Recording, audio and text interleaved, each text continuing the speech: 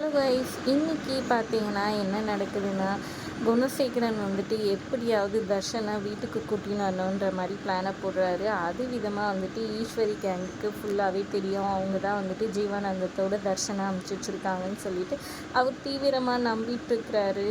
அதனால் ஈஸ்வரியை கூப்பிட்டு இங்கே பாரு, அவனை வந்துட்டு எப்படியாவது வீட்டுக்கு கூட்டிகிட்டு வரலாம், அவனுக்காக நான் என்ன வேணால் செய்கிறேன், நீ சொல்லு அவன் எங்கே இருக்கான்னு சொல்லி கேட்குறாங்க. எனக்கு தெரியாதுங்க, ஆனால் அவன் வந்துட்டு ஒரு முடிவோடு தான் போயிருக்கான். அவன் சின்ன பையன் கிடையாது. அவன் எதை நினச்சி போனானோ, அவன் எது வேணாம், எது வீட்டில் வந்துட்டு உங்ககிட்டேருந்து எதை எதிர்பார்க்குறானோ அது நடந்துச்சுன்னா, உங்கள் மேலே நம்பிக்கை வந்துச்சுன்னா அவன் கண்டிப்பாக வீட்டுக்கு வந்துடுவான் அப்படின்ற மாதிரி சொல்கிறாங்க.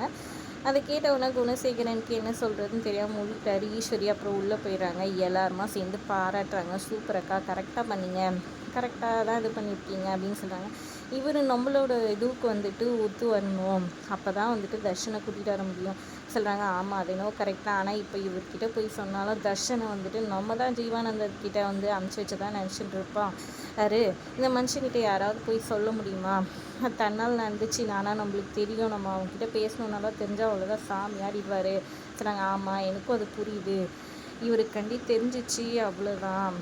இவர் வந்துட்டு எப்படியாவது நம்மக்கிட்ட உண்மையை வர வச்சலாம், தர்ஷன் எங்கே இருக்கான்னு கேட்டு தெரிஞ்சுக்கலான்ற மாதிரி தான் ட்ரை பண்ணிகிட்ருக்காரு. அது என் வாயிலேருந்து கண்டிப்பாக வராது. இவர் வந்து நம்ம சொல்கிறதுக்கெல்லாம் உடன்பட்டால் மட்டும்தான் அதெல்லாம் தர்ஷனை இங்கே வரணும். ஏன்னா இது அவன் வீடு, அவன் வந்து எங்கேயும் எதுக்கு போய் ஓடி ஒழிஞ்சிட்ருக்கணும், இதுக்கெல்லாம் அவர் ஒத்து வந்துட்டாருன்னா சரியாக போயிடும் அப்படின்ற மாதிரி சொல்லிட்டுருக்காங்க. இங்கே ஒரு பக்கம் சக்தி, அதுக்கப்புறமா அறிவுக்கரசி, கதிருன்ட்டு எல்லாருமா வந்துட்டு இவரை தேடி அலைஞ்சிட்டு இருக்காங்க தர்ஷனை. அதோட இன்னைக்கு எபிசோட் ப்ரோமோ முடியுதுங்க. வீடியோ பிடிச்சிருந்தா லைக் பண்ணிக்கோங்க. தேங்க்ஸ் ஃபார் வாட்சிங்.